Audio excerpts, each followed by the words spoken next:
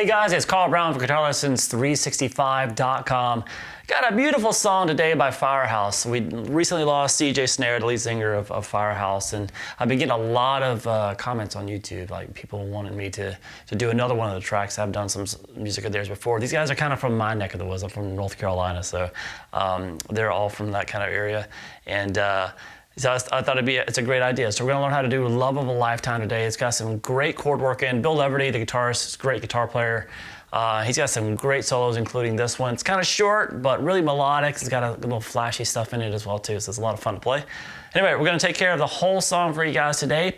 Before I get into it, please subscribe to the channel and ring the bell and all that good stuff. And really, if you want to figure out a way to support what I do here on YouTube, keep these songs coming that honor these great artists of the past and present or whatever. The best way to make sure I can keep doing this is to join my Guitar Academy, and you're gonna see a link to that in the description below. And that link will give you a free 7-day trial too, so you can check out the whole thing, get full access to all of my courses and my live streams that I do on weekends with just Academy members, so you can get your questions answered in real time and stuff. My courses, there's stuff there for complete beginners and much more advanced stuff as well, and improvisation, ear training, technique, theory, guitar tone. It's a lot of stuff over there. So please go check it out. Click that link below. All right, so let's get into the track. So we're in E flat standard. Basically everything tuned down a half step. So that'd be E flat here. Your tuner might read that as a D sharp. A flat. If you're using a tuner, it might read that as a G sharp. The D here, this is a D flat. Your tuner might read it as a C sharp. G flat, also known as F sharp. B flat, which would also be A sharp. And then E flat, once again, D sharp on the tuner. All right. Let's jump into it here. We got this really cool arpeggiated picking thing, which is that enters the thing, which is pretty much the verse of the song, except the very ending when he plays, he's doing this little thing on the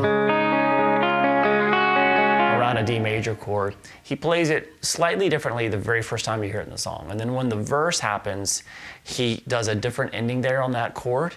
Every time he plays it in the verse, he kind of repeats it that different way. So it is only different. So once we get to the intro, you're pretty much going to know the verse. You're just going to have to change that little ending sequence. So this intro.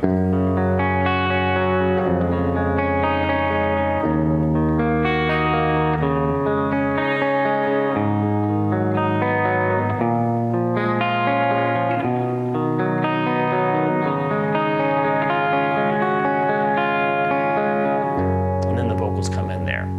So we're going to start here with this around a G major chord.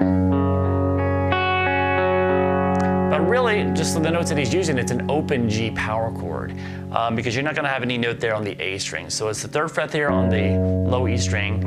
You're going to mute that A string with the bottom of that finger. Then you'll have the open D, open G, 3rd fret on the B, 3rd fret on the high E string. So then you're just going to pick across those. So starting in that low E string, and then from the D all the way to the high E string, and then back down to the D string.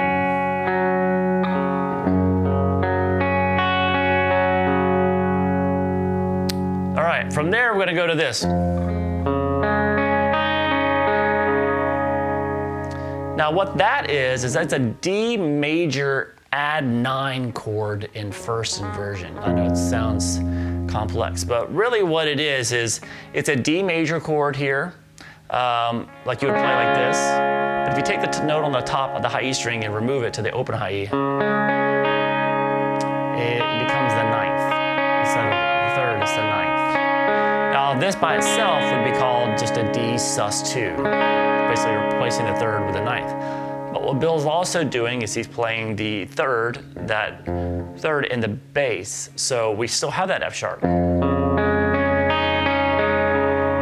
So it's not a sus chord, it's an add 9 chord. So enough of the theory for the day. Anyway, 2nd fret there, same picking pattern we just did. But now we'll be playing the 2nd fret there on the, some people play this with their thumb. Bill plays it with his index finger. So we have the index finger there, the second fret on the low E string, open D, second fret on the G, third fret on the B, open high E. So then do the same exact picking that we did on the previous chord.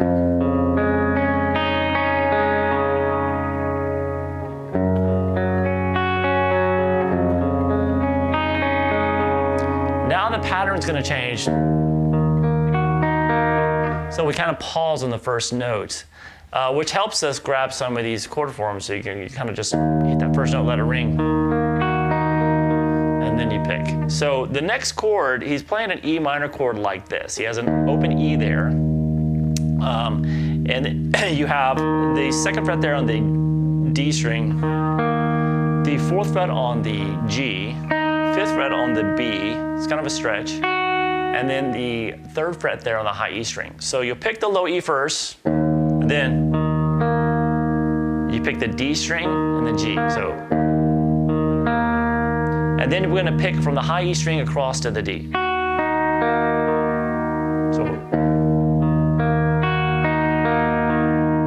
So come from here.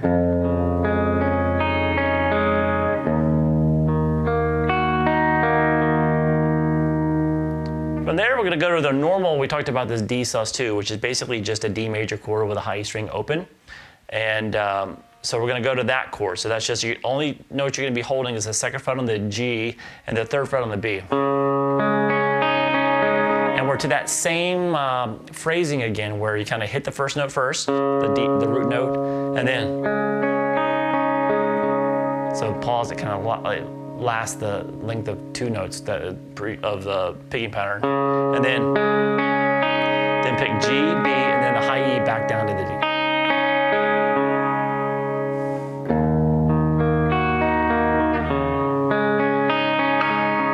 Now you notice what I did there when I did this change. We have this low E ringing. When I go to this D chord, I have to bring my thumb over and mute that low E that's ringing, or else you'll have this. But you don't. So as soon as you hit that D string, mute that thumb, protect that thumb, and just touch that low E string with it. And then we're going to pick across. From there we have this.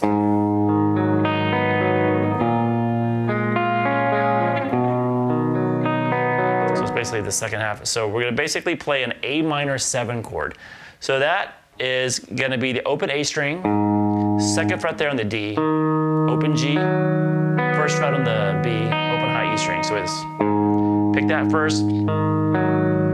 So let the A ring for a second, and then the D string, G string, and then pick across from the high E string back down to the D. So from there, we're going to go to a B minor 7 chord. So this is going to be our bar chord at the second fret across from the high E to the A string. And in front of that, you'll have the third fret there on the B, and then the fourth fret there on the D. Then the same exact picking that we did on the A minor 7, same strings.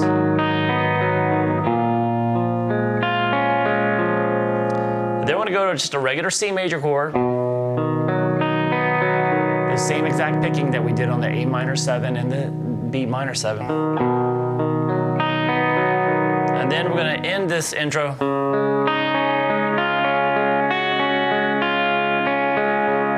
So it's based around a D major chord, and he's going to, so first hold these two notes, the second fret on the G and the third fret there on the B. So you pick the open D, then that G string, and then he's going to start picking across.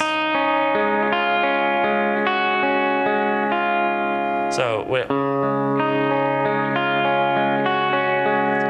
we're doing here is we're just changing the note on the high E string. You're going to pick across from the high E to the B to the G, starting with the high E string open. So that you're going to get the first two hits first, then set everything up, and then you're going to do that descending across from the high E to the G string. That's a D sus2 because you have the open high E string, and then you'll put you'll repeat those same from the high E string across to the G, but this time you'll be holding the second fret, so it's a regular D major chord. And then you're going to move the melody note up on the high E string to the third fret, which makes it a D sus4 chord. Don't worry about that. Just pick across the same three strings again.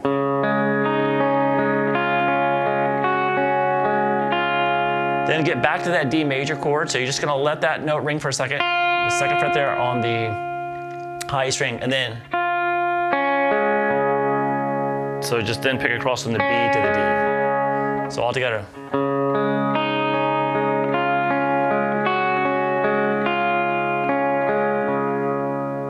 All right, so that is all of the intro.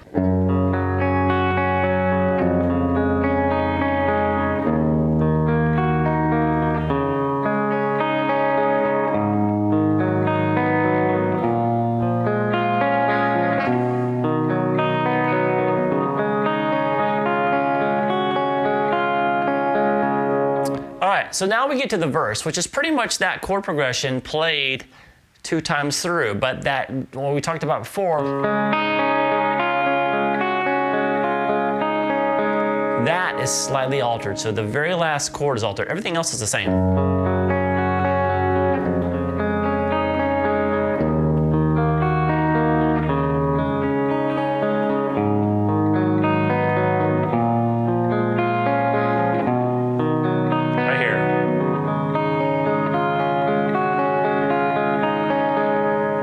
So kind of, it starts the same way. But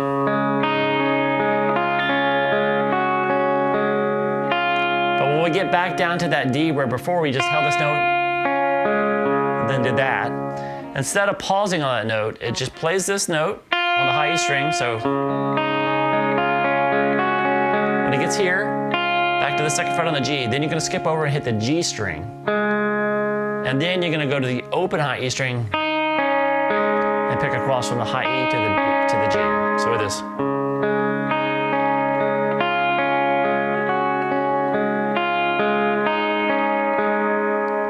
So you have a quick little D sus2, and then it goes. So it just repeats that exact same thing twice for the verse. That little.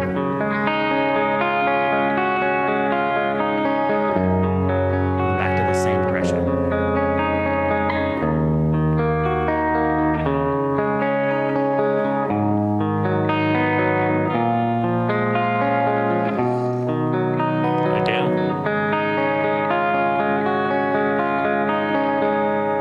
From there, we go to the pre-chorus.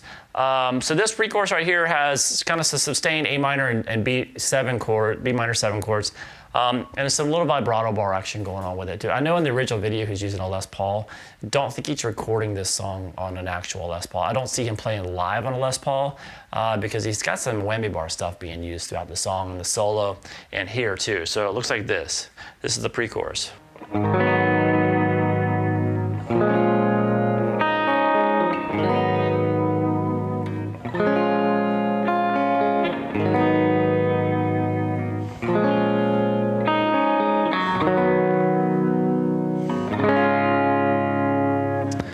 So that A minor 7 and that B minor 7, we've already taken a look at. It's in the verse.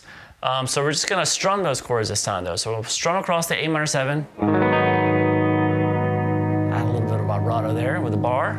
And then on the B minor 7. And then here there's a little arpeggiated line.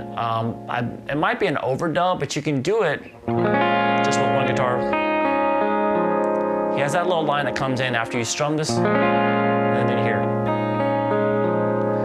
So first you want to strum the full B minor, so you're getting that second fret there on the high E string. You're getting that note up there, the top note. But then what you're gonna do is you're gonna lift up that bar, just that top section of it, so it kind of opens up, exposes that high E string. You still want it barring the G string, the second fret, and the second fret on the A. So don't take that completely off, but what you do is you lift up so you have that open high E string under there. And then you pick the open high E, then that third fret on the B that you're holding, the second fret on the G that you're holding in the bar, that's left at least, and then the fourth fret there on the D. So we have this.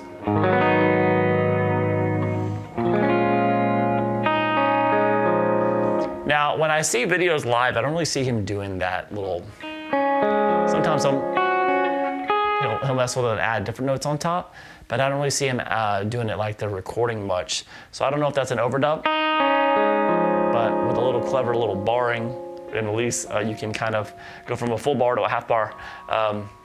or a partial bar, you can pull that off. So you do that 3 times.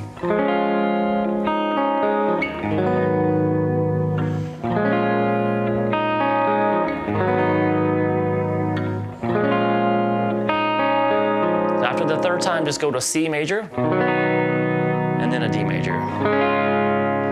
All right, so now I'm gonna kick in some distortion because the choruses or that big power ballad stuff, we're gonna kick in for this first chorus. Looks like this.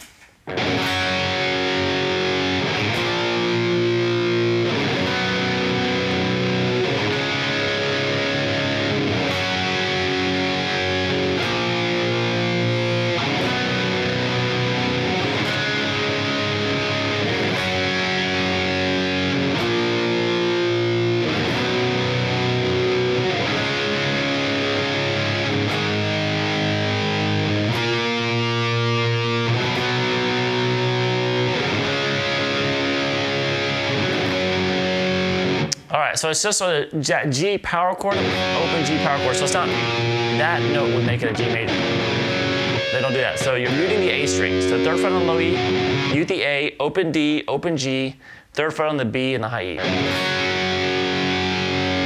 And then just the power chord here on the B power chord off the 2nd fret of the A string. And then when he goes up to the C power chord, which is just 1 fret higher, what he does is he adds the 5th in the bass. So it's just like still the 3rd fret on the A, 5th fret on the D, 5th fret on the G as well. But you're gonna add the 3rd fret on the low E. And then he goes to a D major chord, and we're gonna do the same process here. We're gonna play A in the bass. So make sure you have that A underneath all that. So that's in the 5th. The 5th is in the bass there too. So we have this. So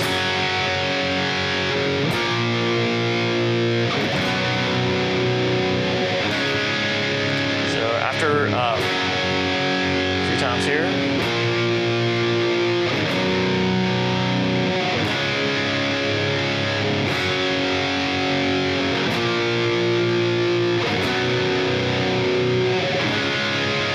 After 3 times, you're then going to go to an A power chord, then a B octave.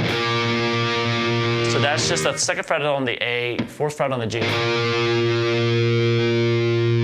So it kind of almost sounds like an open A string, not even the full power chord. Then to the B octave. And then here we go back to doing power chords. That C power chord. You don't have to put the 5th in the bass there this time. And then to the D. Now, live, he plays this slightly different. On that D major chord, he'll do a D, D sus, D. So this.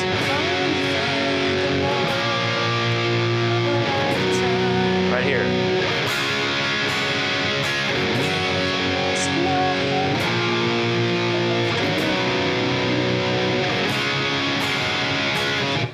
So he's going to do that on the outro chord, the last chorus too, which is in a different key. So he does that old D major, D sus, then back down to D. It's not doing it on the actual recording though. You don't hear that on the recording. He just kind of hits it, holds the D. So he can do whatever. He can do his live version when he does that, or he can just hold the D to make it sound like a recording. I think it's just something he's added over time. All right, then we get to that first guitar melody. So this guitar melody comes in, and then it's going to come in later to kind of the first half of the solo. So this melody, though, is over the chorus chords. So nothing to sort of...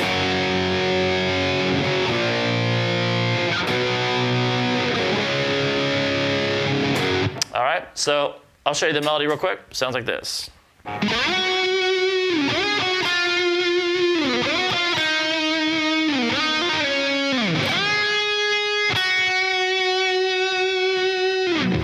All right, so there's a little bit of whammy in here, so we can tell he's not using that Les Paul. So we're gonna start here by sliding into the 12th fret on the G.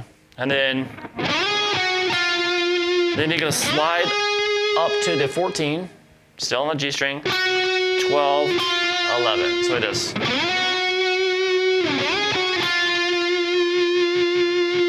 Then you're gonna slide into 12, then play 11, 9. So it is.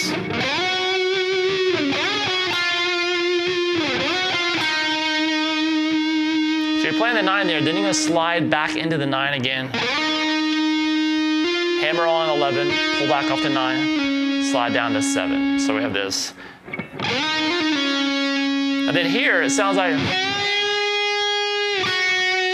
and how he's actually playing that note is, he's doing a little bar dip. So when you kind of, you hear that go down, that note go down, it's a little bar dip. And then you're gonna catch the 10th fret there on the B string and then release the bar. So it's kind of dipped and then kind of scoop into that note and then play 8. So it is.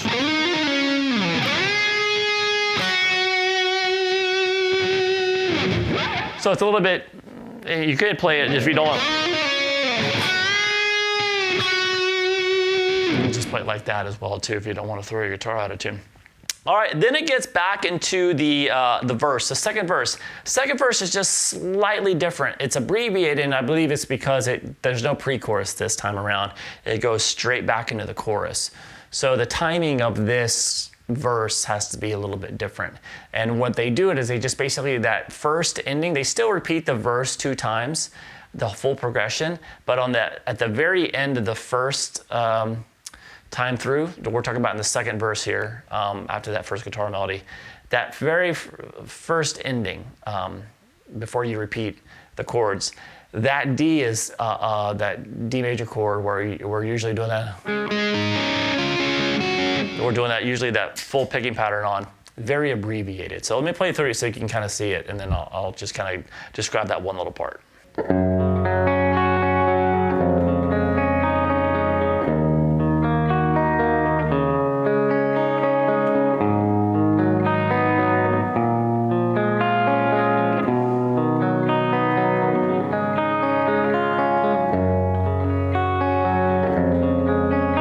So you can see right there. So I started over the progression just for brevity's sake.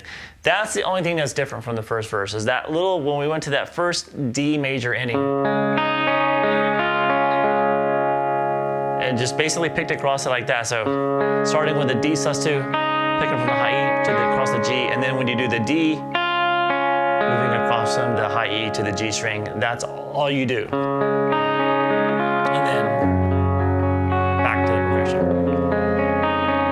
So it's just a slightly different, and if you're familiar with the song and the vocal melody, you'll be able to catch that pretty easy. But so that's what's going on. It's just played slightly different right there on that one little chord. And then we go from there, we go straight into the next chorus. So it's the same exact chorus, so nothing new to learn there. And then we get to the solo though. So the solo has a little bit different chord progression over it. It starts out kind of like as the same chords as the verse, but it changes just a little bit towards the end. So here's what the solo chords look like, and then we'll take a look at Bill's solo. So it's like this.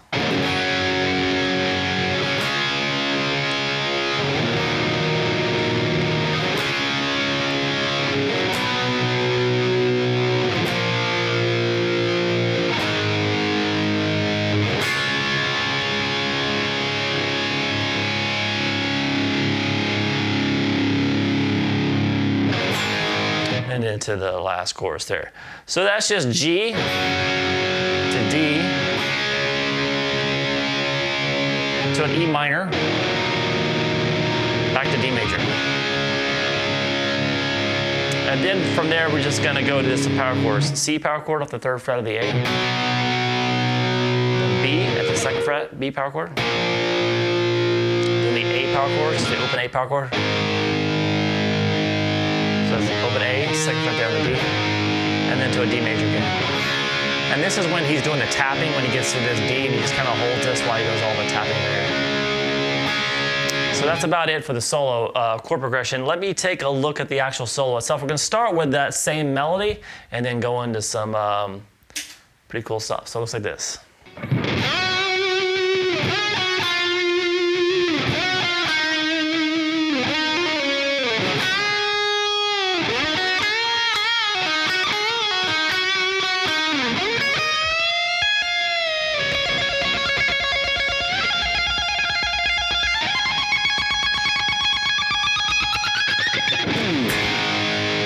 All right, that was actually pretty fun. All right, so we're gonna start here with that same melody.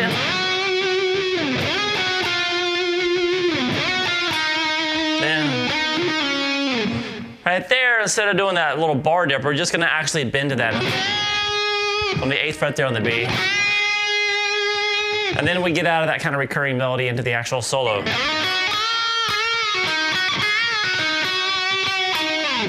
So that's gonna be sliding into the 9th fret there on the G string, over to 8 on the B, and then some bends at the 10th fret there, B.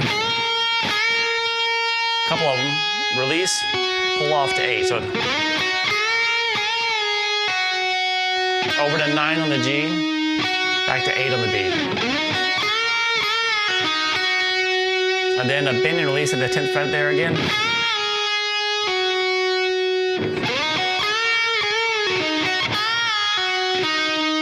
So pull back off to 8, over to 9 on the G again, then back to that 8, and then you're gonna end it by playing that 8 again, and then that 9 on the G, and just kind of sliding down.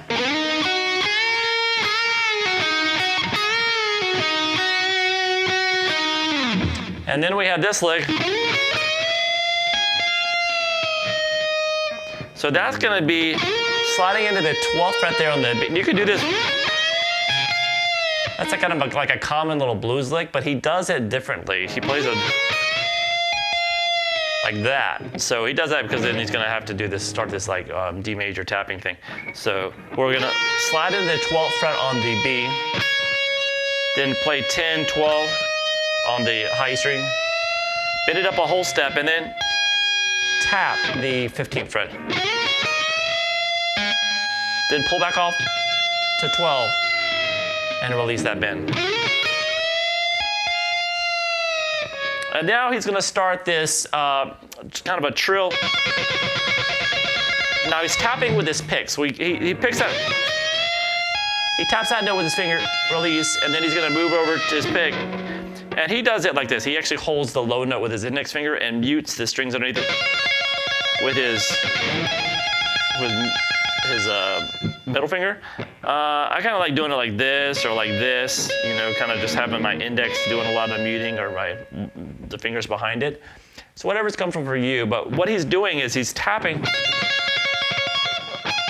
If you look at a D major arpeggio along that one string, you have that D, F sharp, I know I'm 2.5 step, but D, F sharp, A, and D again. So it's just a D major is what he's doing. So he's doing he's trilling between the first two notes, like this D and the F sharp.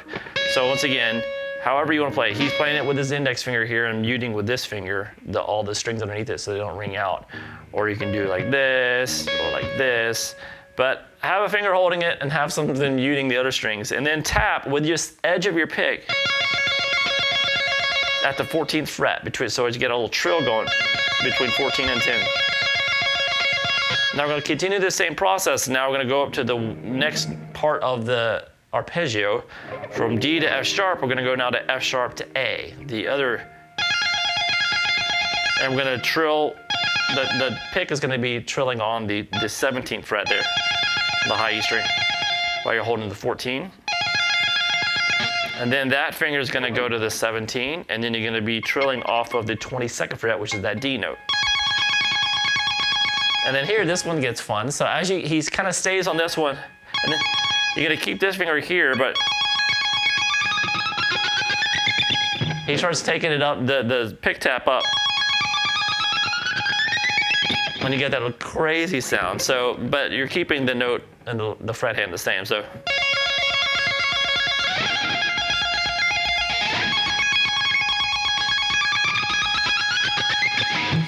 Kind of interesting, and it actually works really, really well to everything's building up to now this big key change that it kind of throws you into this next chorus. So after the solo there, we're now to the last chorus. So this is like kind of the ending chorus. This one has moved from the key of G major up a whole step to the key of A major. So it looks like this.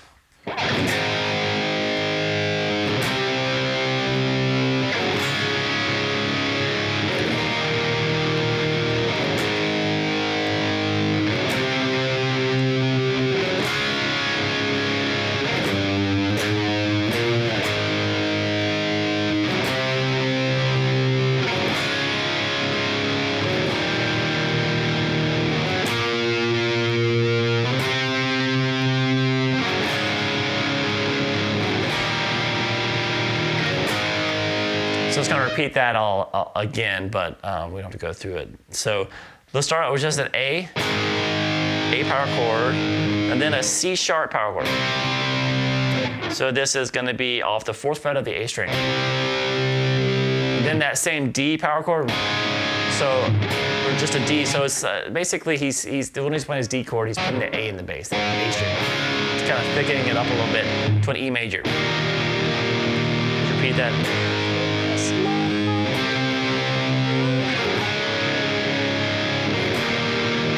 So you basically do that progression 3 times. And then it has these octaves, that B octave. We're a whole step higher, so we're starting instead of that A here, we're starting with the B octave at the 2nd fret of the A, 4th fret there on the G. And then up to C sharp, so move it up, everything up 2 frets, that octave shape. So only the first 2 are octaves, and then it goes back to chords. D with the 5th in the bass, and then that E. Now, once again, like he did in the previous chorus, on the recording you just hear him hit this E. But live, he likes to go move it from a E major to an E sus4 back. So that you would do that just by playing the E major chord and then adding the 2nd fret there on the G, and the next playing again with the 2nd fret there on the G, and then back down to regular E. So that would look like this with that little live variation he does whenever he gets that E chord. Right here. So the second time through here, you probably notice there's a little change here. So it's kind of time he kind of matches what the bass player has been doing, like it before. Before when we were doing these, like the previous chorus and all that stuff, there's a bass line going there that's moving there that he's not following. One time he does follow it is there in the last chorus, and that's going to be 4, 5, 7. So we have this. So just the second time through the progression, right here over the E chord. And then you just go back to the progression. It's the 3rd time through, the same as the first. If you want to do the E's, then remember those octaves.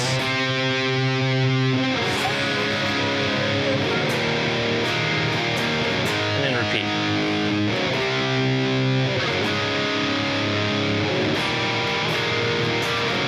Now here he doesn't do that little. They don't follow the bass line in this chorus repeat.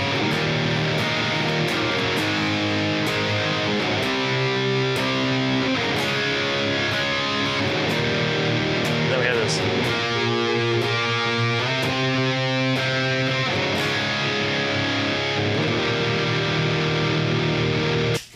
And then we're going to have this little outro here, which is back on clean, obviously on acoustic. I'm playing electric, but whatever. Looks like this.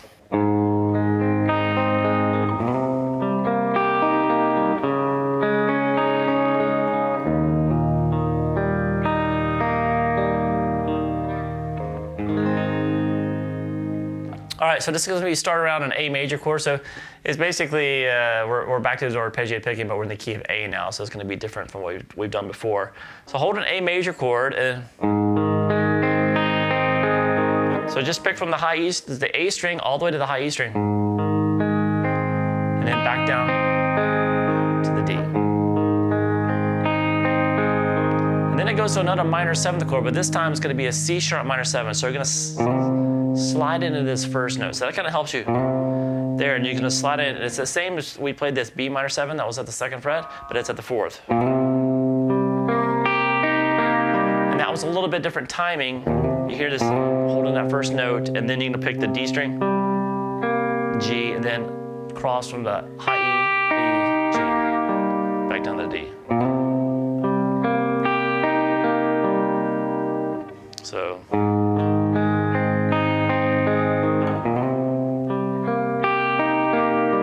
Then I'm going to go to a D sus2 chord. That same way we played it before, with the high E open, but just hold that first note first, and then pick from the G, B, high E, B, G, D. And then here.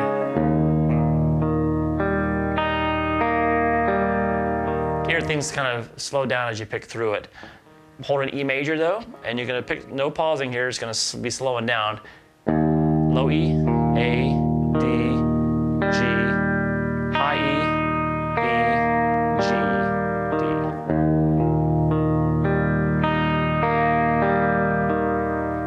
And then we're gonna end the song with just an A major chord strummed across. All right, so I hope you guys enjoyed it. Rest in peace, CJ Snare. He's a great singer and a great band. It was really part of that time, so I'm glad I could get to this one. All right, and some really great work by guitar work by Bill Leverty as well, as we've been looking at this the whole time. So I'll see you guys again soon for GuitarLessons365.com.